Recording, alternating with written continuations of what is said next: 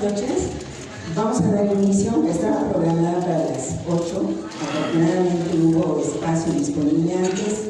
Vamos a empezar ahora para terminar alrededor de las 8:30 y que haya oportunidad de firma de libros que también están a la venta afuera de la sala. El doctor Alfredo Calificano es profesor de posgrado en la Facultad de Enfermería y Nutrición y miembro del Comité de Árbitros y del Instituto de Investigación Académica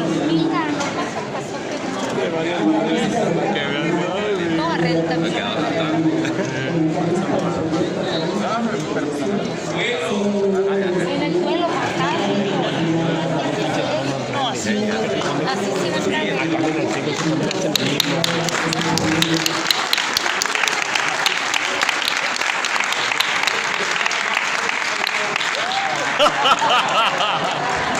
Ay,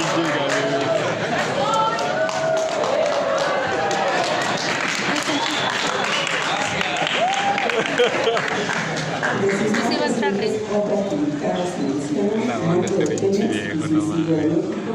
Argentina, los fondos buitres y las Malvinas, geopolítica del imperialismo global, Trump y el supremacismo blanco, palestinización de los mexicanos, las guerras globales del agua y la legislación fracking, en su segunda edición ampliada de 2018, y el desarrollo global en la gran post-Estados Unidos.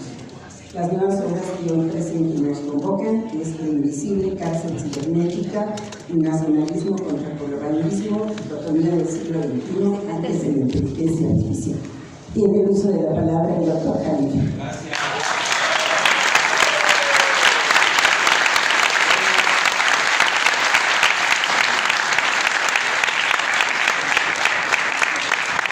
Lamento mucho que se hayan quedado muchos afuera. Parece que les van a poner ahí una pantalla para la teleconferencia. Yo les sugiero que los organizadores sean los de la mayor, ya lo han hecho así, se la jalan. Agradezco la presencia, veo muchos millennials. Ya saben, millennials se escribe con M de México.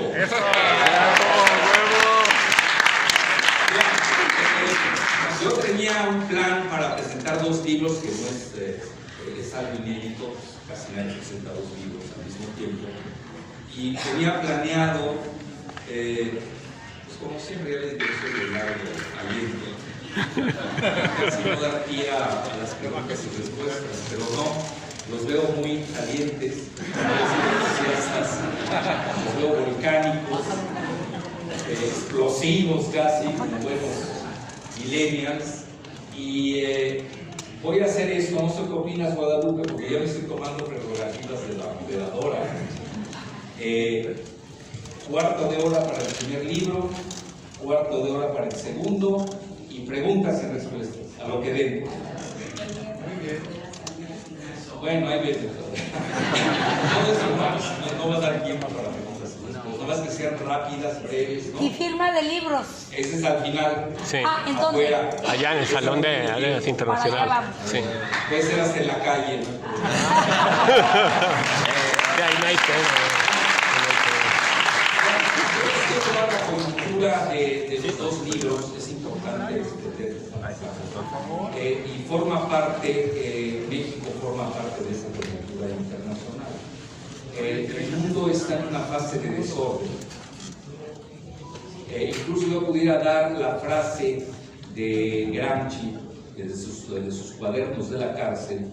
Había dicho una frase pues que ya casi todo el mundo usa, ¿no? Que decía: el viejo orden no acaba de morir y el nuevo orden no acaba de nacer. Pero hay una frase que no usan porque no les conviene a muchos, sobre todo los que están en las transiciones raras, es la de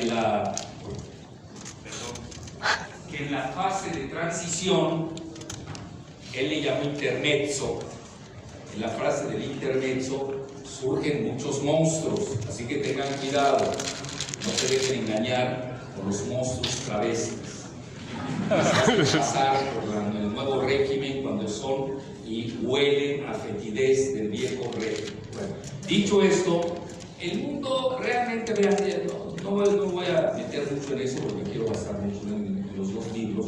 Ahí sí se estricta Guadalupe con los cuartos de hora, por favor, el primer libro sobre todo.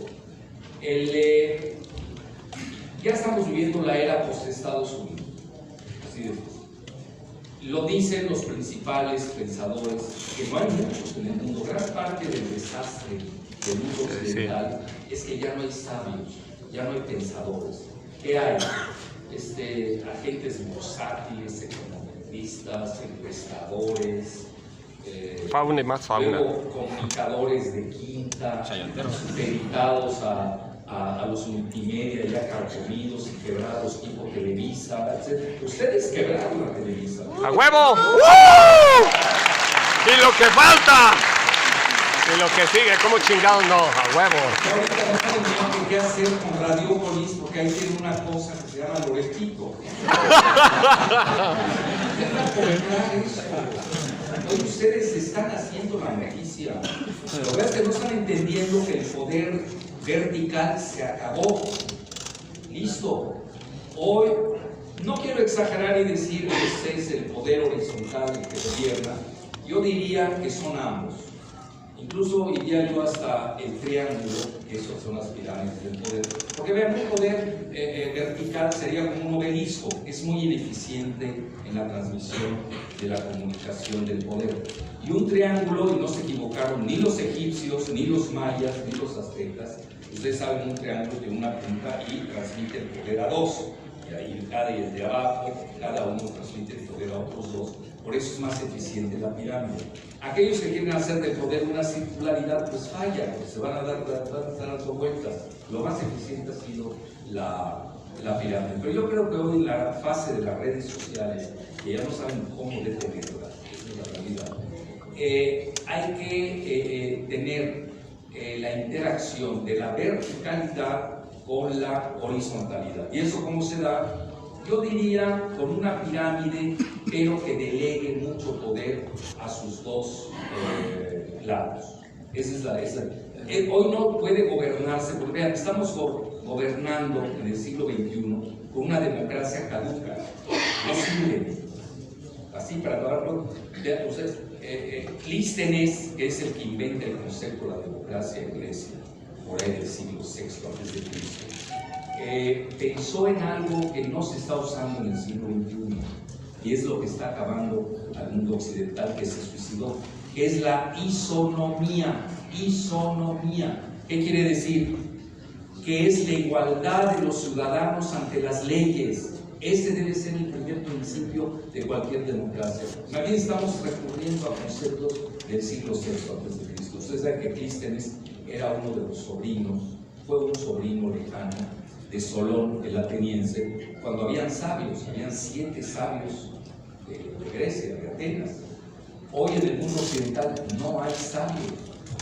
Todos son hedgehoggers, hackers, bueno, ya para qué me siguen. Foxes, leones, Fuera pinche fauna maldita. Por eso está en decadencia el mundo occidental. Ahora lo que quiero llegar, el libro en qué verse.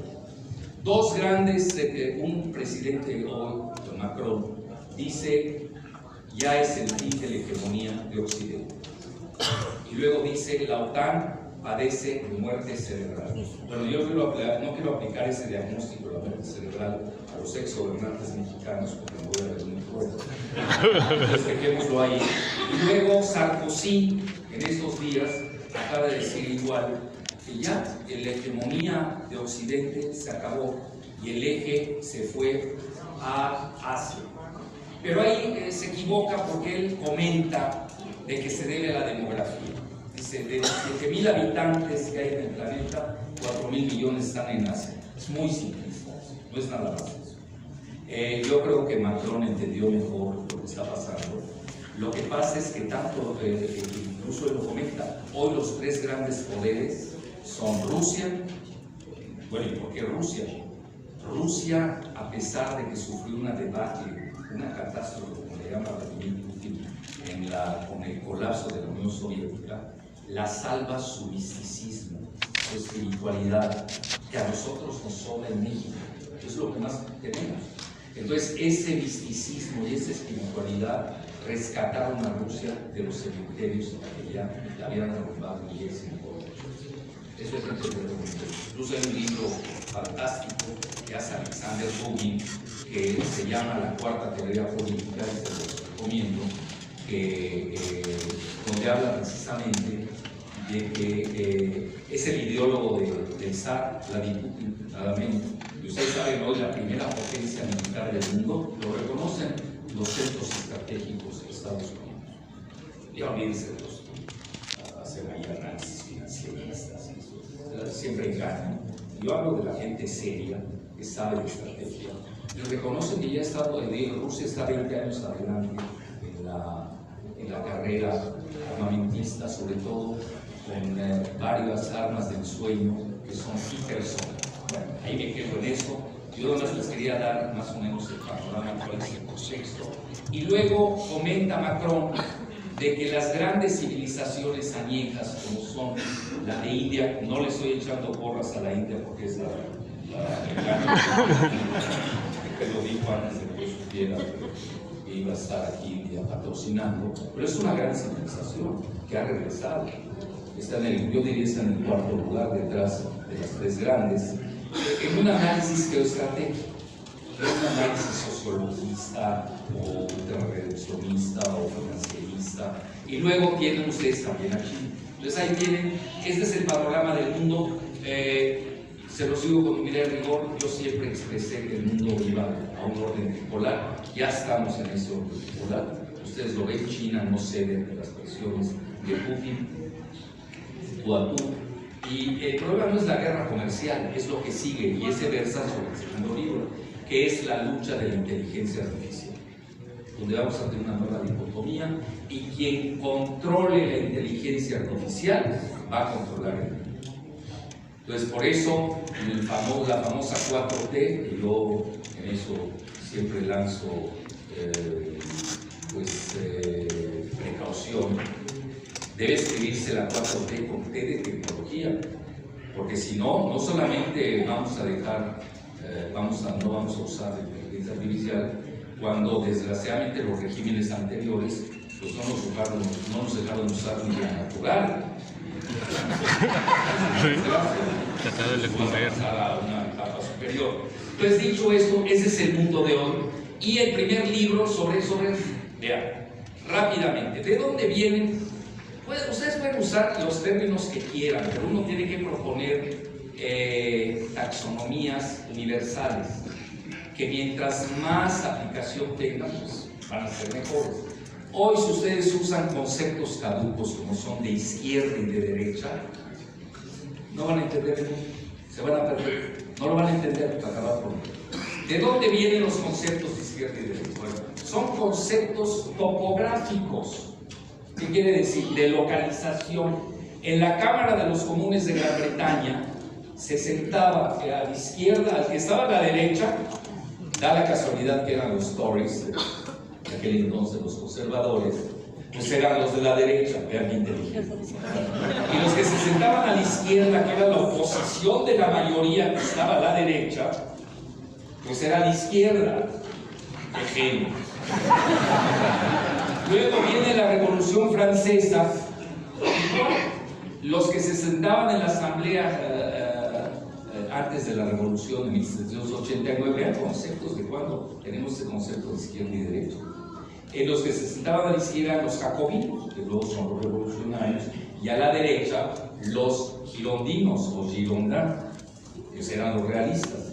Está bien, sirvió, ya. Luego viene la situación de la revolución industrial, que ustedes saben, cuando se da en la época de Marx, de Engels, estamos hablando del siglo XIX, y ahí, pues era también, sí se podía aplicar el concepto de izquierda y derecha, por extrapolación topográfica a una ya más ideológica, en la lucha entre el capital y las clases obreras, todavía daba resultados. Luego, ya saben, viene la Primera Guerra Mundial, la Segunda Guerra Mundial, luego viene la bipolaridad entre la URSS y los Estados Unidos, y todavía podía uno seguir usando la izquierda y derecha. ya en términos en que Estados Unidos representaba el capitalismo global, esa era la derecha, y la U representaba o simbolizaba la izquierda, todo lo que tiene que ver con socialismo. Pero luego pierde la URSS, se disuelve y queda sola con su unipolaridad Estados Unidos y aplica el modelo que más le convenía, que era el neoliberalismo global o la globalización financierista. Entonces ahí absorbe estos conceptos de izquierda y derecha y tienen cosas tan absurdas como la siguiente. Un laborista y o socialista como Tony Blair, el carnicero de Irak y de muchas batallas en el Medio Oriente, pues adopta el modelo neoliberal e incluso incorpora la famosa tercera vía de Anthony Giddens, que ni era vía ni era de tercera, era de quinta. Entonces, ahí vienen las discrepancias. Bueno, en México llegamos a lo más grotesco. Nosotros siempre, cuando imitamos, lo hacemos de la peor manera. Los narcochuchos y narcogalileos eran travestis de izquierda y votaban con el neoliberalismo global y apoyan la reforma energética del pacto contra México de Videgaray. Yo no cito a Peña porque siempre han dado sus amoríos como los vinos, así que el que verdaderamente gobernó fue Videgaray. Entonces, dicho esto, ya no tiene sentido la fraseología o esa dicotomía de izquierda y derecha. Entonces, hoy, ¿qué estamos viendo? Al colapso del neoliberalismo global o de la globalización financierista. Y les doy dos ejemplos. En Latinoamérica, colapso del neoliberalismo global. Y además, ¿qué es lo que tiene? Que hay una revuelta de los millennials, la mayor parte son estudiantes y jóvenes, revuelta de ellos contra el índice Gini, que obviamente a los neoliberales nunca les convino manejar esa ecuación, ese parámetro, porque los despedazaba. Imagínense, Chile y Colombia tenían los peores índices Gini de Latinoamérica. Pues ¿cómo no se van a revelar? Tardaron 42 años. El neoliberalismo detuvo el tiempo en Colombia y en Chile. Y hoy los tienen, no saben ni qué hacer con ellos. Y no van a poder. ¿A qué recurrieron? Chile empezó con el militarismo. Es decir, el neoliberalismo se impuesto a toda fuerza con un golpe de Estado de Pinochet, los Chicago Boys, etcétera, etcétera. No funcionó. Por eso tenían el índice Gini, que es el que marca la disparidad entre pudientes y los pobres, en uno de los peores del mundo a nivel africano. Es más, hoy África está mejor. Fíjense de qué edad. Y Colombia igual, un paramilitarismo, que no se atrevía a decir su nombre, pero ahí está. Pero vean el ejemplo que yo les digo. Ahora, para que vean que no sirve lo de izquierda a derecha. Es decir, sí fue funcional, sí fue necesario en el siglo XXI, hoy al golpe de caja que estamos viviendo, no sirve para acabar con esto. Pues se van a perder. ¿Qué sucede? Ahí tienen ustedes, en Chile, la revuelta es contra la derecha.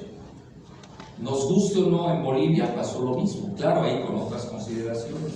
Un gobierno de izquierda que incluso se decía socialista, le dan un golpe militar, pero ahí estaba en juego el litio. Entonces ahí empezamos a tejer fino, cuando ya elevamos de nivel en la profundidad del pensamiento. ¿Y qué es lo que vemos? Pues de que hoy hay una lucha tecnológica entre Estados Unidos y China por el litio. ¿Por qué razón? Porque con el litio se van a hacer los carros eléctricos, se usan los celulares, las laptops, etcétera, etcétera. Y a Trump le van a comer si es de izquierda o de derecha. Él va tras el litio, punto. Lo demás con interés si es de izquierda, el de Chile o el de Bolivia es si el de Chile es de derecha o el de Bolivia es de izquierda. A nivel geopolítico, lo que le importa a Estados Unidos es de que China ya no siga atesorando más el litio, que ya tenía grandes contratos con el gobierno de Chile, así como con el gobierno de Bolivia. Por eso yo llamé al golpe de Estado de Bolivia el litio golpe. Entonces ya ven que ya ascendimos de nivel, yo ya me queda muy barata, muy reducida este binomio dual, esta dualidad binaria entre izquierda y derecha. Entonces, ¿en qué estamos? Ya viene la parte interesante. Entonces, ¿qué sucede con el ascenso de Trump? ¿Qué sucede con el Brexit? ¿Qué son? Vean, los países que lanzan el modelo neoliberal, tanto en Gran Bretaña, que son Gran Bretaña y Estados Unidos, que son el thatcherismo y el Reaganomics, se reconvirtieron al Brexit. ¿Qué es el Brexit? Nacionalismo económico, salirse de Europa. Y el trumpismo, ¿qué es Trump? First America, ¿no? Primero es Estados Unidos, ¿qué es? Nacionalismo económico. Pero obviamente, lo que pasa es que hay muchos capitalismos, es multivariado, no es así tan lineal. Es más sencillo hablar del neoliberalismo porque sabes que son los bancos centrales los que gobiernan el modelo monetarista. Es muy sencillo de explicar la globalización. Los nacionalismos más difíciles. Entonces yo he propuesto, incluso quizás, sí viene en el libro, pero quizás le había dado más puntos, de soberanistas. Entonces ahí tienen ustedes, yo creo, vean, no voy a decir esto, porque si, nada más con una condición, sí compran el libro los que no están, porque después de decirles esto, pues ya no lo van a comprar. Entonces no van a escuchar eso. Digo, no quiero dañar al editorial tampoco. Lo que me pague el hotel, el avión, ¿sabes? Entonces a lo que quiero llegar, con la imagen que tiene en la portada, sobre imagen. Y el mundo se divide en dos: globalistas contra nacionalistas. Y ahí vienen, los globalistas en forma despectiva tildan a los nacionalistas de populistas. Ahorita hago paréntesis de los populistas. Que realmente, si somos más estrictos, serían soberanistas, porque creen en el Estado-nación.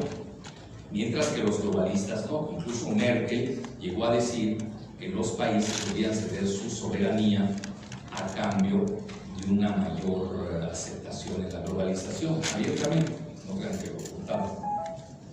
Entonces, si ustedes ven bien la imagen, ahí tienen ustedes del lado de los globalistas, en orden jerárquico, tienen los Rothschild, la banca Rothschild, que gana desde Waterloo. Son los que ganan en Waterloo. Ustedes saben cómo, ¿no? Habían dos Rothschild, uno en Francia y otro en Gran Bretaña, jugaron a la bolsa en la mañana y en la tarde, y ahí viene la gran fortuna de Rothschild. Es decir, podía perder Gran Bretaña o Francia, o Napoleón en ese momento, pero los Rothschild siempre hubieran ganado, en cualquiera de los dos escenarios. Entonces ahí viene la gran fortuna. Los chinos, yo la última vez que leí que decían respecto a los Rothschild, bueno, en realidad eso no quiere ser escrito, que como ellos son de origen alemán, son Rothschild, es decir, el escudo rojo, pero ya saben que en Hollywood ya son Rothschild. Entonces, los chinos manejaban que tenían más de 6 millones de dólares. 6 trillion. 6 veces el proyecto. Hace 10 años. Bueno, luego debajo de él, no es albur, sí, porque ahí van a ver cuando cite a los demás, van a ver que sí hay se puede malinterpretar. Soros, paréntesis, hipótesis personal. México hoy es el teatro de batalla entre Soros, que gobierna el país desde Fox, y Castañeda importante, contra Trump, con el que más o menos el presidente pues, se lleva bien, vamos a ponerlo así en eso, se lleva bien. Lo consecuenta, vamos a ver, es obsequioso, porque López bravo, ya los quiere invadir, y por una reelección, créanme que invaden a México. Además, acuérdense que la parte norte del país tiene recursos que son muy importantes. La cuenca de Burgos, donde está todo el shale gas, el gas flutita. Y algo decir, ¿para qué quieren el shale gas si ellos tienen el ellos en la cuenca Fermi? Ya se les está agotando. ¿A dónde se va? Para eso sirve la reforma energética. Para eso sirve. Y luego tienen las profundidades del Golfo de México. Tiene la cuenca, bueno, curioso, ¿dónde está la cuenca de Burgos? En Tamaulipas y en Nuevo León, curioso. Por casualidad y coincidencia, los zetas están asentados en la cuenca de Burgos. Pues había que correr a los propietarios. veces hay mucha ingenuidad. Vea, en México, les soy sincero, somos demasiado para no decir otra palabra. No analizamos la maldad ajena, se los digo a ver. Y luego tienen en Nuevo León, y luego la cuenca Sabina está en Coahuila. Bueno, esa después de la frontera, obviamente por el método fracking. A ver qué va a pasar ahí. Y luego tienen ustedes, por eso tienen veleidades secesionistas en Chihuahua. Chihuahua es el estado que va a ser una potencia solar. Ya sabe por qué. Solar, pues hay mucho sol. Hasta Conan Artaud, el gran poeta francés surrealista, enloqueció literalmente en Chihuahua. El famoso poeta Conan Artaud, que hay que volverlo alrededor. Y luego tienen Sonora, que acabamos de, bueno, fue un servidor quien lo detectó, porque obviamente yo tengo mi método forense, bien armado, empiezo a ver, bueno, dónde está el litio, empiezo a ver quiénes son los productores, dónde están las reservas, todos los depósitos, y me topo en un ranking con que está Sonora Lithium. ¡Ah, caray! ¿Por qué nadie lo dice en México?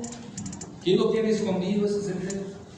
Y luego, ¿qué pasa? Pues ahí está muy cerca de donde ocurrió la carnicería de la familia Levarón.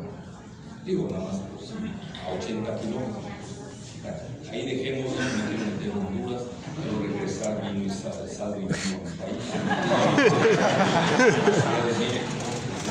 Entonces, dicho eso, hoy tenemos a Soros luchando contra Trump, porque la Carta Mexicana va a ser muy importante. Podemos ser incluso el conejillo, suena fuerte, pero yo no digo cosas suaves así. Entonces, puede ser el conejillo de Indias para la reelección de Trump. Y luego tienen ustedes a los Clinton. No puse a Mónica Lewinsky, obviamente. Puse a su esposa, la del vestido azul, que además era panista, el vestido azul. Y Hillary, ya saben, que festejó literalmente la sodomización de Gaddafi, cuando invade Estados Unidos con Francia y Gran Bretaña a Libia. Luego tienen ustedes a Obama, luego a Ehud Barak, ministro de Defensa de Israel. Luego tienen ustedes a Epstein, Jeffrey, pederasta, que lo suicidaron. No crean que en México nada más suicidamos a la gente. Yo creo que han de tener ahí maestros mexicanos de la vieja PGR. Luego Epstein, de Hollywood, todos sus escándalos sexuales. Y luego Joe Biden, que en ese momento era el candidato a vencer, o parece que ya él mismo se venció, entonces ahí no hay problema. Y luego del lado derecho, los nacionalistas, pero muy variantes, ¿no? Muy variables. Tienen a Vladi, para no meternos en honduras semánticas, al mandarín Xi, a Narendra Modi de la India, a Netanyahu, que ahora está en capa caída en Israel. Bueno, aquí un paréntesis, la comunidad israelí está dividida. Eso es importante entenderlo. Entre el grupo de Netanyahu y el grupo de Soros. Quien no entienda esto, pues, obviamente a mí me ataca mucho el grupo de Soros. No quiere decir que el grupo de Netanyahu me quiere. Ninguno de los dos me va a querer, como yo tampoco los quiero. Pero están divididos, entonces uno también tiene que jugar a las contradicciones de ellos. México está dominado por el grupo Soros que fue San Castañeda, Alejandro Frank Weflich, que es aliado de los CIMAS en la UNAM, y por los Krause, ya los conocen, los de las Trama, Berlín, etcétera, que se la pasan hablando de conspiración cuando es el máximo conspirador de este país. Ya lo saben, todos lo agarraron infragante. Y además resultó que es el tercer chayotero de México, ni siquiera es eficiente. Le ganó López Dóriga, le ganó su empleadito Arriolita, un décimo. Es decir, recibía más dinero el Peña Nieto que estos dos citados. Luego tienen a Trump, que forma parte de ese grupo, a su yerno, que es Jared Kushner. Luego tienen ustedes a Sheldon Adelson, que es un casinero de Las Vegas. Luego tienen, bueno, aquí alguien puede brincar y no yo tengo ahí, quizás sea el punto discutible, porque muchos dicen, no, es que está del lado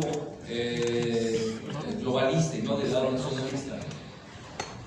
Hasta cierto punto yo diría que no, por una razón, porque está Kissinger del lado nacionalista. Hoy incluso tiene su reciente libro, The World Order, que acaba de escribir, luego hizo con China, sobre China, y abiertamente regresa a 1648 con los tratados de Westfalia. ¿Qué son los tratados de Westfalia? Pues son precisamente los actos soberanos del Estado-Nación. Él no habla de finanzas, no se mete mucho este tema, y así ve el mundo. Incluso, imagínense, un señor como Kissinger, independiente de su genocidio en Chile, que nos vamos a meter en el sudeste asiático, tendría 10 presentaciones, no hay tiempo para él. Imagínense a su edad, a los 96 años, ahí andaba ahí negociando con China, la semana pasada con el mandarín Xi. Y luego tienen, bueno, les decía, Kissinger está de ese lado, y Kissinger siempre fue empleado de los Rockefeller. Pues hay muchos que quieren poner a los Rockefeller del lado globalista. Yo me resisto, nada más por la presencia de Kissinger, que es el que pensaba, además era su empleado, en muchas áreas. Yo pondría a los Rockefeller del lado nacionalista. Bueno, eso sería en relación a este libro. Ya viene la parte primordial. Ya nos vamos al segundo, ya para entrar a preguntas. Gracias. ¿Y qué va a pasar? Obviamente va a haber un ganador, un vencedor entre los globalistas y los nacionalistas. ¿Qué lo va a decidir? Bueno, ya del lado de China y de Rusia, obviamente hay muchos matices, muchas sutilezas, no es así tan importante. Este es nacionalista, ¿no? Hay nacionalistas económicos, hay nacionalistas soberanistas, de corte más político. Ahí viene lo interesante. El modelo globalista es más que nada financierista, y los nacionalistas pues hay de todo. Por ejemplo, tiene usted su Bernie Sanders, progresista, judío de primera, ya ve, tuvo un infarto, etc. Pues es un nacionalista económico, igual que lo es Trump. Nos gusta, Trump es un nacionalista económico. Nada más que él se va a otro nivel que no lo tiene Bernie Sanders, que es el supremacismo blanco de los WASP, White Anglo-Saxon Protestant, los blancos protestantes anglosajones. Entonces ahí ya tenemos una variante donde obviamente él ahí exhibe toda su mexicanofobia. Y en México no nos estamos dando cuenta, a veces creemos que nos quiere mucho, ¿no? Entonces, bueno, ahí lo dejamos. Pero yo diría que eso es de muy corto plazo, esta dicotomía de globalistas contra nacionalistas. ¿Qué es lo que va a definir el mundo en los próximos 5 años? La inteligencia artificial. Entonces vamos a entrar a una superestructura entre los que manejen la inteligencia artificial, que son Estados Unidos y China. Alguien me va a decir, bueno, ¿y por qué no colocas a Rusia? A ver, como parece ser que hay un secreto con los rusos, creo que ellos se están manejando en ese tema a nivel más militar. No hay datos, no hay muchos. Se da a entender que sí están muy metidos en la inteligencia artificial, pero a nivel militar. Mientras que los chinos abiertamente, ustedes lo tienen, la 5G, ya están con Huawei, todo el pleito que ha habido con Canadá, con Estados Unidos, etcétera, etcétera. A los que no le han hecho caso en Alemania sigue con el proyecto de 5G en Huawei. Pero esto va más allá, estamos ya hablando ya de inteligencia artificial, estamos hablando de la computación cuántica.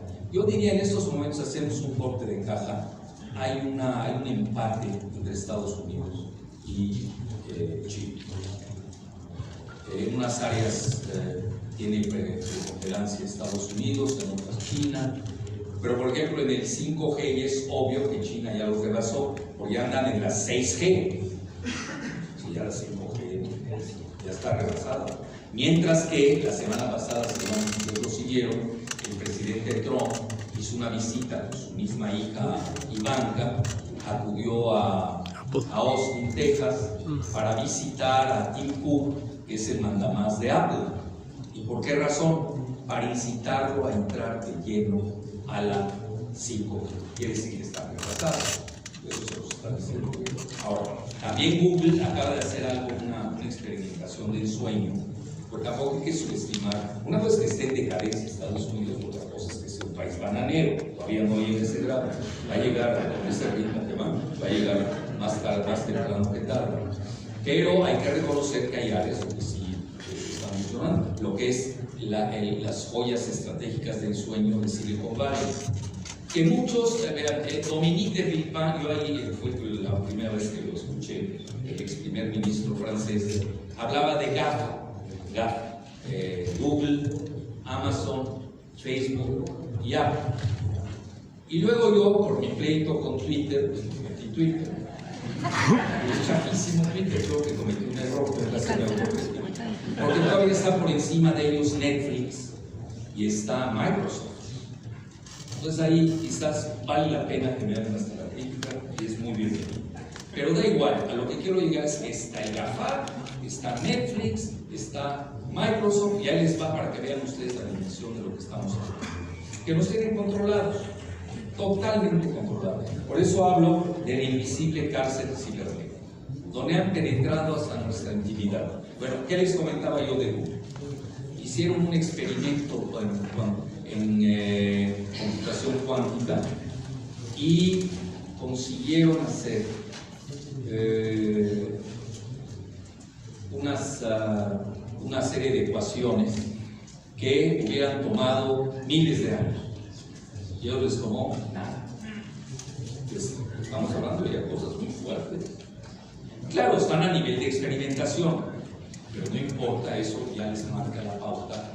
Se han roto muchos paradigmas a nivel de experimentación, sobre todo a nivel cibernético. Entonces, dicho esto, las joyas estratégicas de Silicon Valley,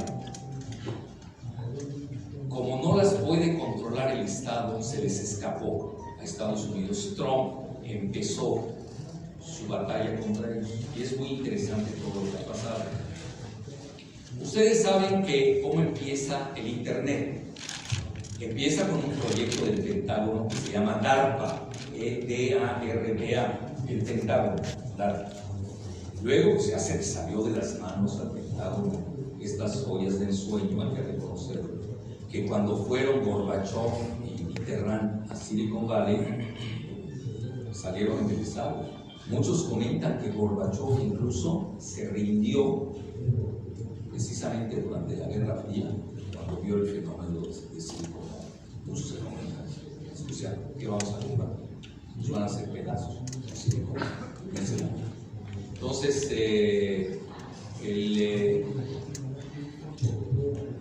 les doy datos interesantes para que nos ubiquemos dónde estamos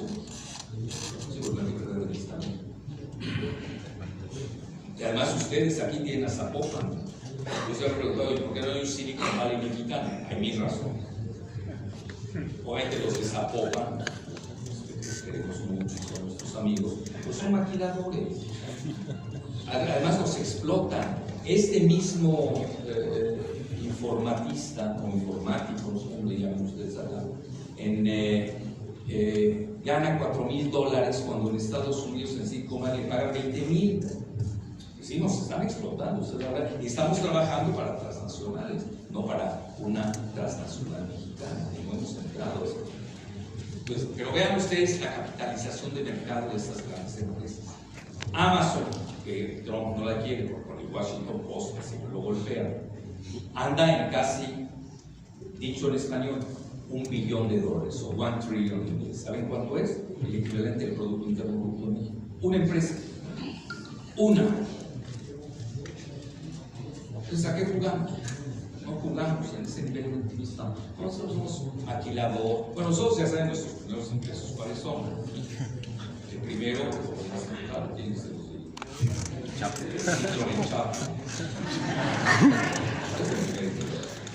El segundo, la maquila.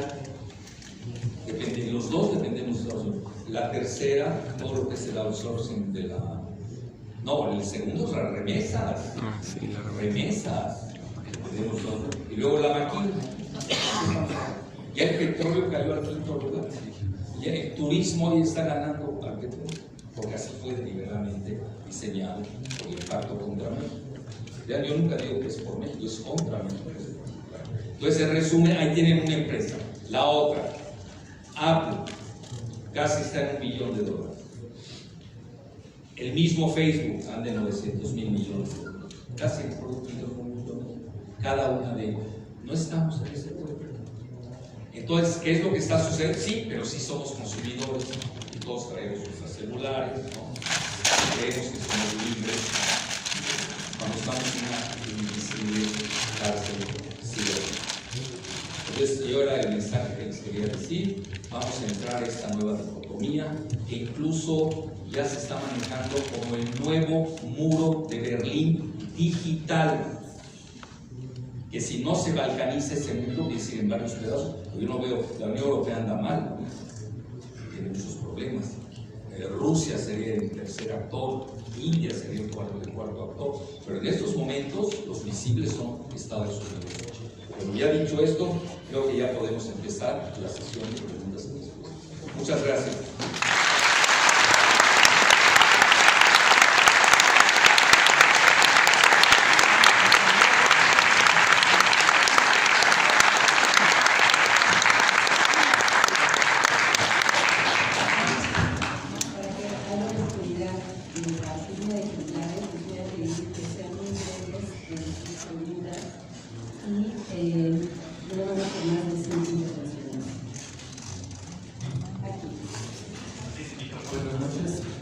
Gracias, doctor Jalife, por estar nuevamente en la Feria de Libros con nosotros. Mi pregunta es sobre si nos puede comentar un tema insistente del autor Thierry Meyssan de Red Voltaire, en donde él cita mucho la doctrina Bromsky-Zebrowski de destrucción de varias culturas, de vastas áreas del mundo, para que el Pentágono continúe con el dominio de los recursos naturales y ellos sean la puerta de acceso a esos recursos naturales. ¿Qué comentarios nos tiene al respecto? Gracias. Bueno, eso era factible cuando Thierry, que yo incluso le he hecho el prólogo con esos libros, lo conozco muy bien, cuando voy al Medio Oriente lo visito. Es una gente, yo creo, de las mejores informadas del mundo, por haber sacado la verdad del 11 de septiembre. Lo matan. Yo no la saqué así. Me salvé no, sí, pero no soy el autor. Quien dice esto ya se sabe lo del 11 de septiembre. ¿Milenia? Bueno. Una implosión y bien armada. No, ya lo sacaron los suizos físicos. Lo es que, vean, el público estadounidense es el último en enterarse porque es muy ingenuo. Y pues, imagínense, están viendo televisión todo el día y escuchan a los mismos. Entonces, ellos mismos reconocen que están en la época de la posverdad, donde ahí en Estados Unidos desgraciadamente hemos llegado a la verdad inverosímil y a la mentira verosímil. Y ellos es un arte, hay que reconocerlo, Estados Unidos es un arte único, muy bueno, con todos sus movimientos, pero ya está ahí. Vean, hoy los chinos, los rusos están apostando mucho a los mass media.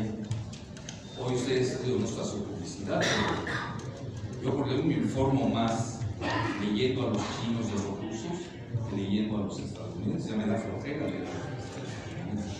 Están en su guerra civil, su impeachment, no están dando datos y además los datos importantes no los dan. Por la cumbre de los BRICS que se acaba de celebrar en Brasil no salió en la prensa estadounidense. Pero eso es muy importante porque también hay que ser leer los periódicos. Yo que me dedico a eso, a ser analista, yo veo cuando un periódico saca una cosa, ya sabemos por qué. Si le da real, si le da 8 columnas. Si no lo saca, también sabemos por qué. Si de fácil, no sabe leer. Entonces hoy incluso el abordaje de los medios tiene que ser con una mentalidad tripolar. Si ustedes me preguntan cuáles son los mejores medios occidentales, sin duda los británicos. Nada más que hay que saberlos leer, y muchas veces hay que leerlos al revés. Bueno, es todo un arte, no cualquiera puede entrar a... Ahí lo tienes enfrente, no lo entiendes. Imagínense Fox leyendo Daily Mail. Fox es muy limítrofe, es border. Bueno, entonces, dicho esto, yo creo que Thierry, cuando escribió eso, no había salido lo que ya abiertamente ya se sabe, las armas del sueño de Rusia, las armas hipersónicas. Hoy ya Estados Unidos, veanlo, vamos a hacer, hagan un mapa, sean pragmáticos, perdió en Siria, se está replegando del Medio Oriente, en América Latina no está bien. Ellos ya se van a la cuestión de recursos.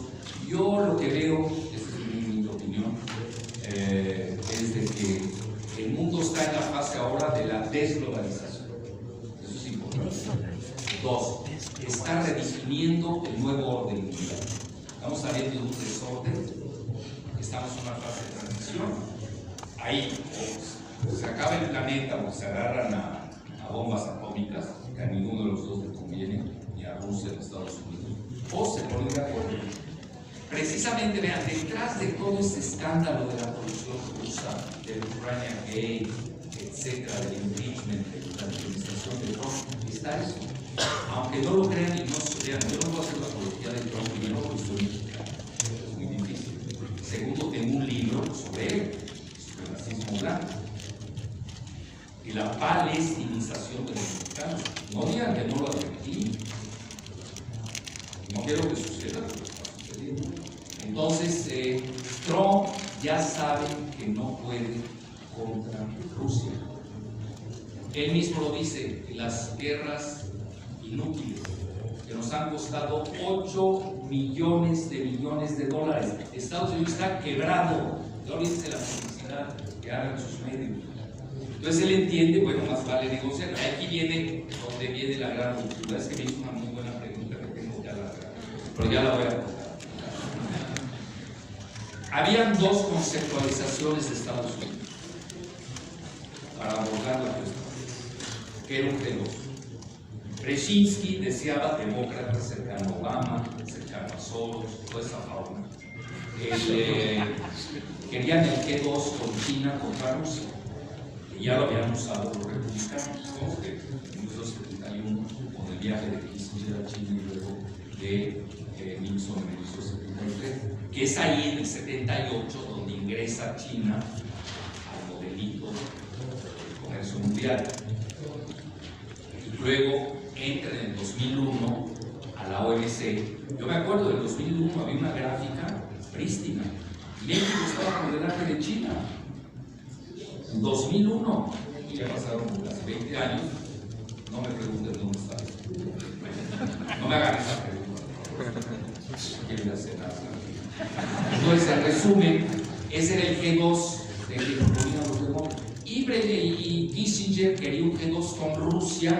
Esta vez se voltea con Rusia contra China.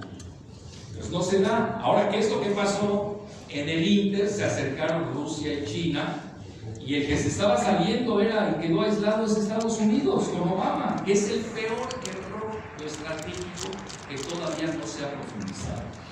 El que Obama empujó a Rusia a los brazos de China, o se lo quiere poner de otra manera, a China a los brazos de Rusia, que es muy difícil disociar. Entonces hoy vamos, y con eso concluyo, a una fase de esferas de influencia. Vean hoy, por ejemplo, el bloque más importante del mundo comercial se llama RCEP, RCEP, Regional, vean la palabra, Regional, Comprehensive Economic Partnership, asociación económica, regional, integral, regional, China con Japón y varios países del sudeste asiático, que es la región que más está creciendo en el planeta. No me hagan hablar de Latinoamérica, por favor. Estamos peor que África, créanme. Ya está esta cosa de Telefónica, ya se va. Van a vender sus 13.500 millones de dólares de activos y nada más se van a quedar en Brasil. Bueno, qué bueno que se van de México, aquí entre nosotros. Dicho eso, entonces, yo creo que hay que aumentar la localidad. A veces los análisis son evolutivos, son dinámicos. Escribo hoy, estoy viendo una cosa en un año, y además está ahí una velocidad sobrante, pues hay que tomar en consideración otra. ¿Qué tal? Pero una y una sí.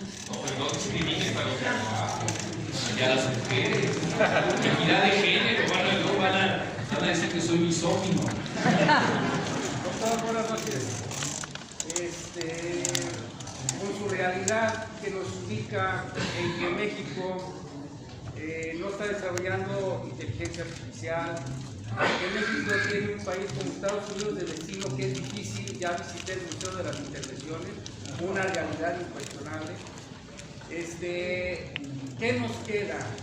Además de nuestra fuerza genética que estamos invadiendo Estados Unidos ya con 50 millones de paisanos allá, ¿qué nos queda? Que van bien, ¿eh? El chilaquil, ¿tienes ejemplo? ¿Qué nos queda a nosotros? Los millennials.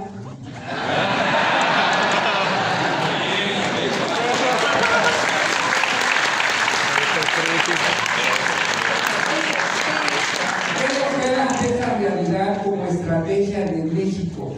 Es cierto, un golpe de Estado de dicho pudiera ser, la cuestión de Burgos pudiera ser, pero como estrategia de México, ¿qué podríamos hacer ante esa realidad, doctor? Bueno, nosotros tenemos dos grandes fortalezas, tres yo diría, tres grandes fortalezas.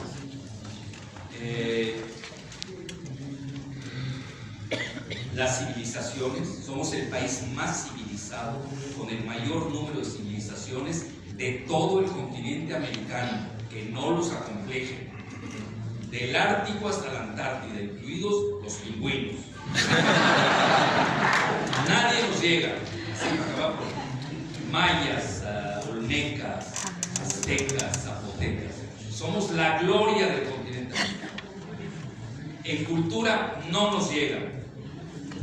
Estamos acabando, bueno, Estados Unidos, lo decía Oscar Wilde, pasaron de la barbarie a la decadencia sin haber conocido la civilización. Entonces, cultura, el hot dog, ¿cómo se ve? Mole poblano. Y la cultura marca, acuérdense que la gastronomía marca la cultura. Entre lo crudo y lo cocinado y lo sofisticado de lo cocinado. Entonces, esas son nuestras grandes fortalezas. Resistir. Estamos en una fase. Desde 1830 nosotros tenemos problemas arriba.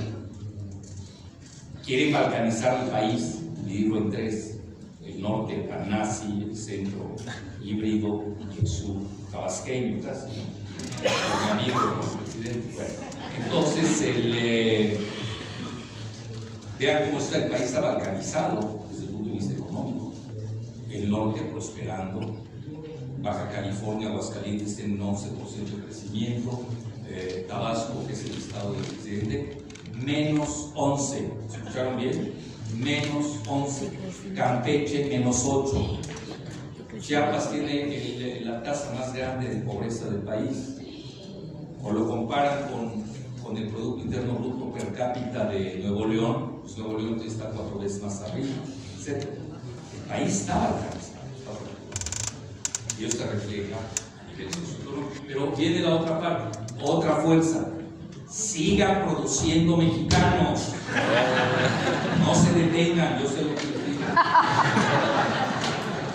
La fuerza demográfica, ya somos la primera etnia demográfica de Norteamérica. Suben los 55 millones de mexicanos en Estados Unidos, más los 125 de acá. Somos más ya que los blancos sumados anglosajones de Canadá y de Estados Unidos. Si la demografía es democracia, ustedes saben quiénes son la principal fuerza de Norteamérica en los próximos 20 años. Y en estos momentos California es mexicana. Texas, Han hecho trampa con la legislación, ya es mexicana. Estamos hablando de los dos principales estados productores de Estados Unidos. Por eso yo me temo, tenemos que ser muy prudentes, no tener esos desplantes de la antidoblada, los analistas asociados con el gabinete de Andrés Manuel. Claro, son pequeños funcionarios, pero los toman como pretexto para hacer cualquier cosa. Muy tranquilos, mucha prudencia, esperar nuestro turno que viene porque Estados Unidos está al borde de una guerra civil. Nada más vean cómo se llevan demócratas y republicanos. Son dos periodos. Entonces es esperar nuestro turno, pero eso sí, educarnos. Hay que educarnos. Y cuando venga nuestro turno, tomaremos las medidas subsecuentes. No puedo profundizar más. ¿Está bien? Pero obviamente las medidas subsecuentes. Pero no darles pie a que nos invadan, no hay que darles pretextos y justificaciones para que frenen al país. Ya de por sí, los tratados de Bucareli, Sí, fatal. ya van a llevar 100 años, todavía no los conocemos. Son tan secretos que hasta yo tengo una copia. Nada más se los puedo publicar, o sea, quien te los dio, no te los robaste, me va a perseguir a doble partida en México como en Estados Unidos. Entonces es muy peligroso. Hay una apartheid tecnológico para México. Brzezinski lo dijo en 1970, no queremos un Japón en la frontera, y lo ha conseguido. Ahora es que Brzezinski escribió un libro que poco se habla, se llama Technetronics. Él es el padre del modelo de la globalización. Poca gente sabe eso. Él es el que realmente lanza ese modelo. Entonces, vean, yo les diría así, ya como frase final, así tuitera, aunque ya no esté en Twitter. 354 caracteres. El futuro está de nuestro lado, por todas esas consideraciones. Tenemos pasado muy fuerte, tenemos la demografía a nuestro favor, no hay que dejarse vencer, hay que resistir, tenemos que tener más mexicanos. Dato interesante, la población estadounidense, 62% en Estados Unidos, en declive, jóvenes, desempleados, drogadictos, solteros, no se casan, yo les voy a casar con ellos. Pobrecitos, son los hijos del fentanilo. Es grave la situación de los jóvenes. No caigamos en lo mismo, no los imitemos. Nosotros estamos de gane. Alguien lo va a recordar en 10, 15 años, yo no sé. Cuando vean ustedes la dinámica demográfica, nosotros ya ganamos, se ven las tendencias. Lo que es que no hay que dejarse vencer. Bueno, muy bien, ya está. Pero mujer, o un transgénero, ¿no?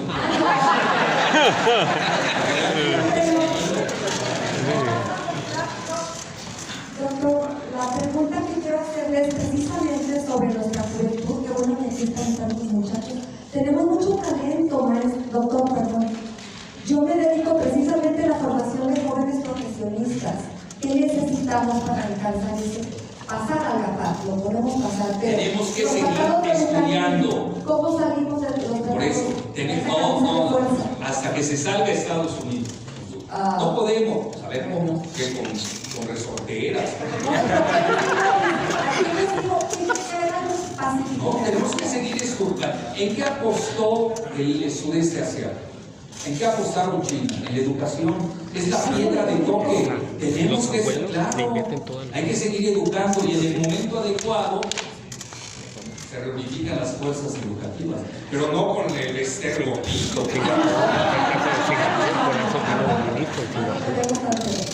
Muy bien, una más, otra mujer más. A mí me caen bien las mujeres. Una mujer. Ahí está allá. Ese lado. Allá al fondo.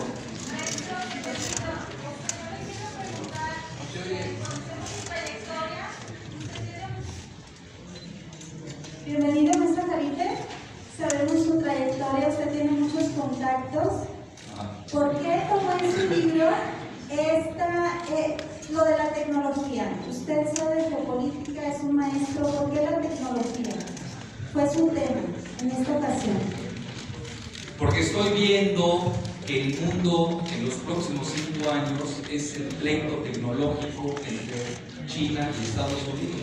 Se está definiendo por la tecnología. Lo digo en Sarla, quien domine la inteligencia artificial va a dominar el mundo. ¿Saben a quién se lo digo?